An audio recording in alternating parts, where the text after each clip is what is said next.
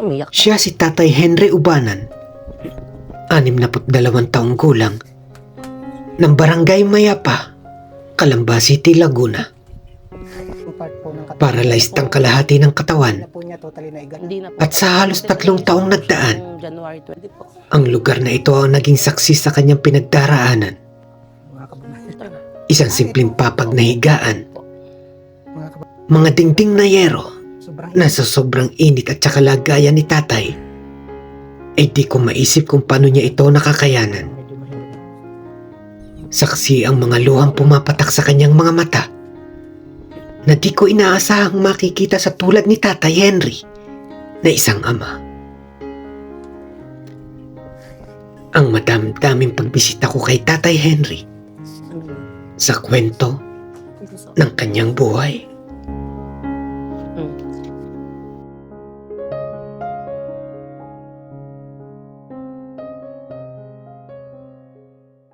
Magandang araw mga kababayan. Ngayong araw ay napaka-special Kuya Allen. Ito po ang tawagin nating Batanggenyo meets Allen, Lagunense. Lagunense. Narito po tayo ngayon sa Laguna, particularly dito kuya sa Calamba Hills. Sa Mayapa. yan, Calamba, Laguna. Yan. Sa pamamagitan po ni Sir Allen, meron po tayong isang papasyalan dito, no? Isa pong tatay. Actually, matagal na po kaming nagkakausap ni Sir Allen. And then, ito na yung katupadan na, Sir. Okay, yes. Ito Pinasyalan na po natin si Sir. Hindi natin na-expect, no? God is good talaga. Talagang binigay niya yung pagkakataon para kay tatay, no? Na mabisita namin siyang muli. Kasi nga matagal-tagal din ako hindi nakabalik. At sa pamamagitan ni Kuya Benji, yan, andito siya para tulungan sa tatay. Kaya maraming salamat sa iyo, Kuya Benji. Ito na, yung hinihingi kong request sa'yo na makasama ka. No? Kaya thank you so much. Kaya mga kababayan, no, samahan niyo po kami. Papasyalan namin si tatay. Okay.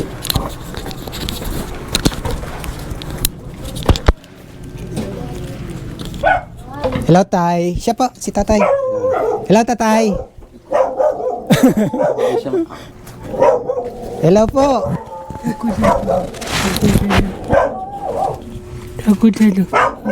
Nahirapan na po siya magsalita. Medyo, pero nakakaintindi. Pero naiintindihan niyo ako. Tatay, ako po ay si Kuya Benji. Ako po ay galing pa ng Batangas City. Medyo malayo. Pinasyalan ko po kayo dito. Tatawa si tatay. Ako din. Kumusta po kayo? Ako din.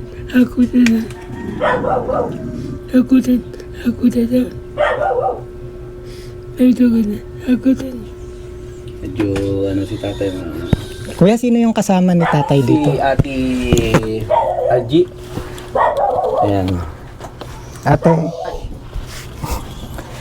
Kasi mga kababayan, si tatay po medyo hirap ng magsalita, no?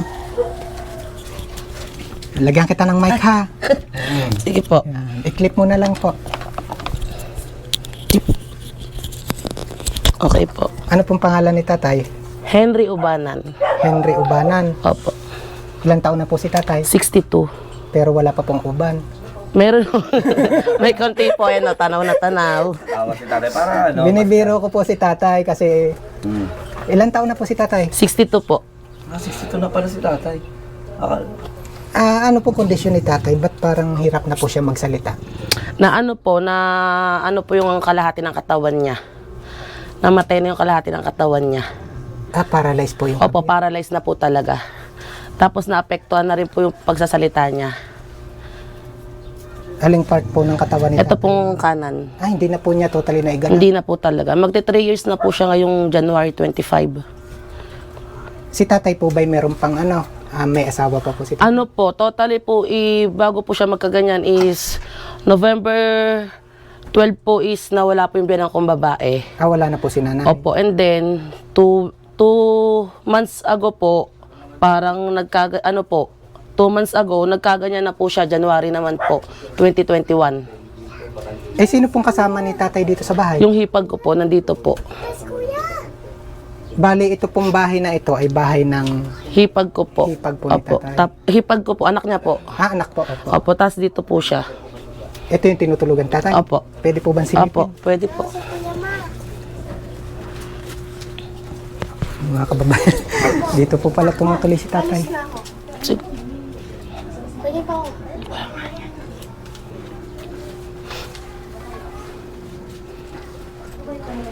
Alin po ang higaan ni tatay? Eto lang po, sir.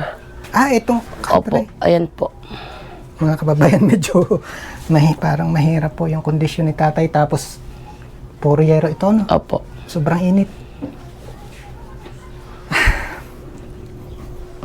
Doon sa kalagayan ni tatay, parang medyo mahirap.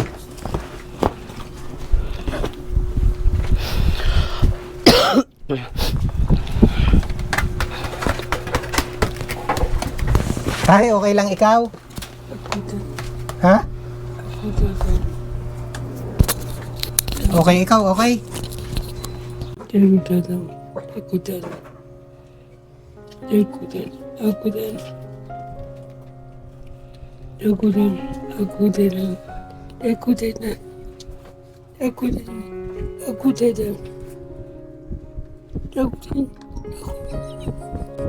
Umiyak ka.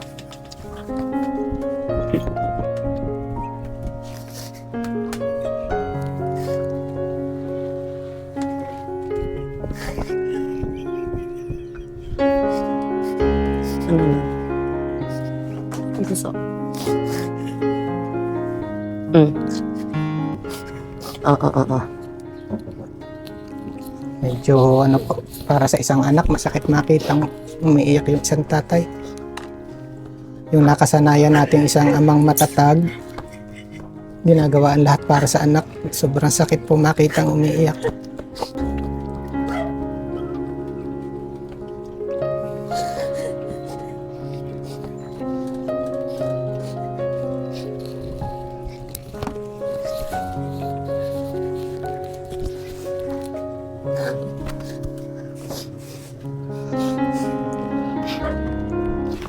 TLJ, Po, ano eksaktong nangyari kay tatay? ano po yan is kasi ang sabi po dyan parang sinumpong po siya ng high blood nung time na natutulog po ata siya nandito kasi wala din po ako nung time na yun and then pumunta po siya sa kapitbahay. Ang lakad niya daw po is na yung akala po ilasing na ayun pala hindi po alam ng mga kapitbahay sinumpong na po siya ng ng high blood nun.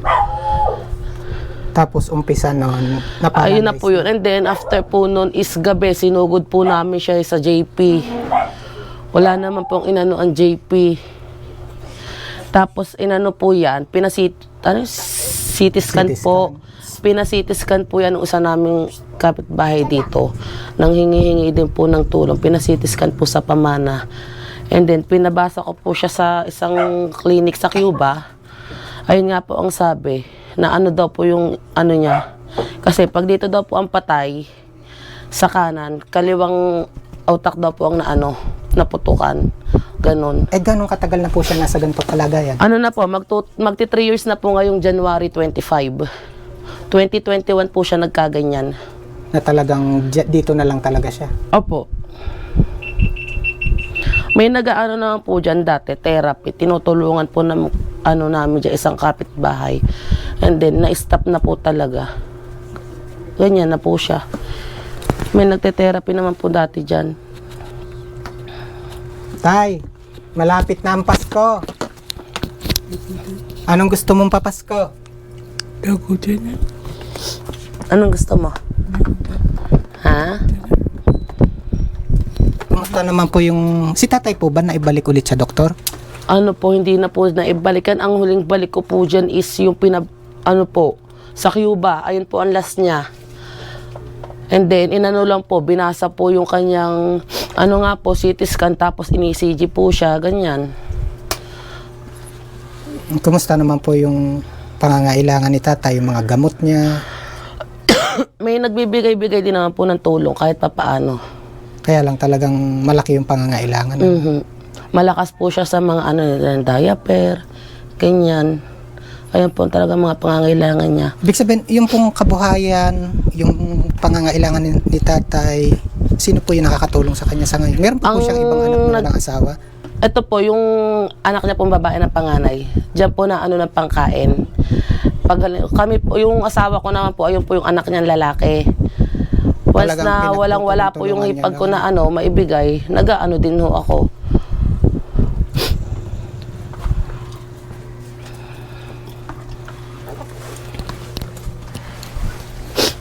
Tay, sasama ka sa amin. Sama ka? Sama ka sa Batangas. Mga kababayan, no, sana po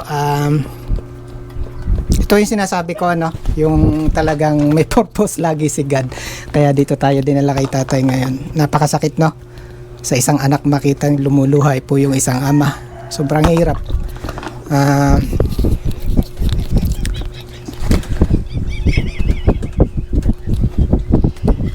Na umiyak. Panumiyak tayo,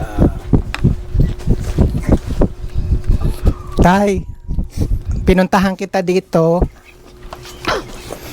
kasi si Kuya Benji naman po talaga, wala naman talagang kakayahan tayong makatulong, ano. Ang nakakatulong po sa atin ay yung ating mga kabayan. Tulad po nung dati, ano, nagpunta po talaga ako dito, yun.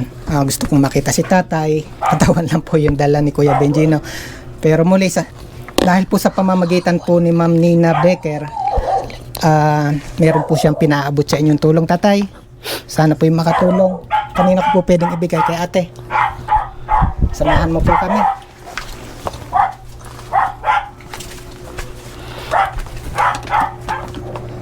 Dito po ikaw. Ito po, tatay, ay galing kay Ma'am Nina Becker. Galing po ito sa ibang bansa pa. At galing din po from Batangas City, nagpunta po tayo dito sa Calamba, ano po, para iabot po yung tulong po ni Ma'am Nina. At tatay, tanggapin nyo. Ito po ay 1, 2, 3,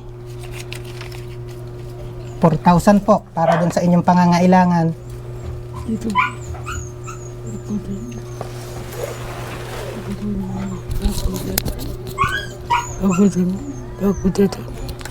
Hindi naman po siya kaya ng salita niya. Papasalamat yan.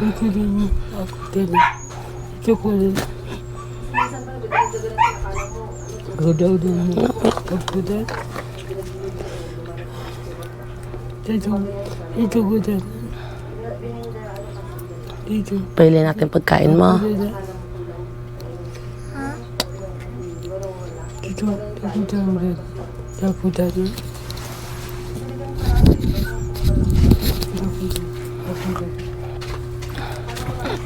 Ate, kasi si Kuya Benji masyadong malayo, no? Di ko rin kasi alam kung ano yung mga pangangailangan ni tatay. Sa pamamagitan na rin ni Sir Allen. Sir, samahan mo kami. Yan, sir, ikaw na yung bahalang umalalay sa kanila, no? Kasi hindi ko rin alam kung ano yung aking dapat bilhin para kay tatay. Ayun, ikaw na lang ang bahala, no? Kayo na lang po ang bahala. Opo, maraming sa salamat mga pangangailangan po ni tatay. Opo, ano ko na lang po, bibili ko siya and then picture ako, send ko din po sa inyo para alam nyo kung ano mga binili ko para kay Tsaka tatay. hindi ko man kayo mabisita dahil nga nang medyo nakalayo. Nandiyan naman po si Sir. Si Sir na lang po ang bahala. sa Batangas City. Kaya nga po talaga, Si Kuya Allen na sinadya lang ka ang pa bahala talaga. mag-follow up kay tatay.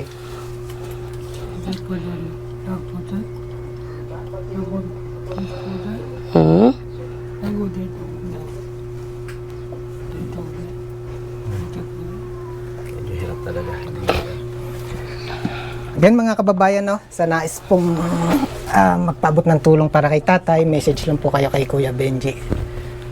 And again, para po mas marami tayong matulungan, mas matulungan po natin si tatay. Again mga kababayan, no, please share this video po.